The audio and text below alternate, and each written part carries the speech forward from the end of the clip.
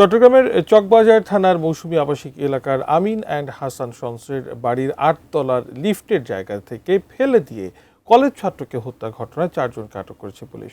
সে বিষয়ে আরও খবর জানিয়েছেন চট্টগ্রাম প্রতিনিধি মনিরুল ইসলাম পারভেজ।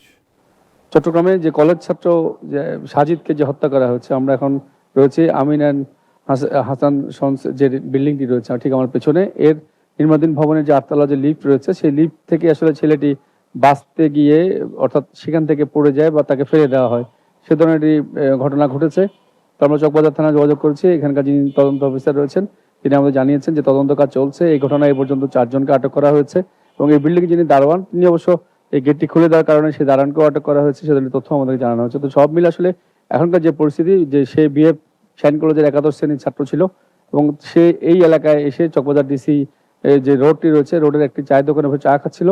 তা কিছুদিন আগে এখানে একটি ছিনতাই হয়।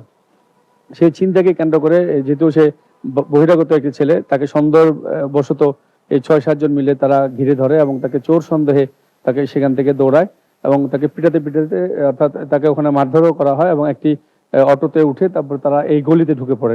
যেহেতু এটি নির্মাণাধীন ভবন এবং ছেলেটি বাঁচার জন্য আকুতি জানায় এবং সে এখানে এসে এই বিল্ডিং এর ৮ তলায় উঠে যায়। তো সব মিলে আসলে চট্টগ্রামে যে কলেজ ছাত্রকে যে হত্যার ঘটনা ঘটেছে এবং আমার কাছে এই মৌসুমী আবাসিক এলাকা থেকে এতটুকুই রয়েছে।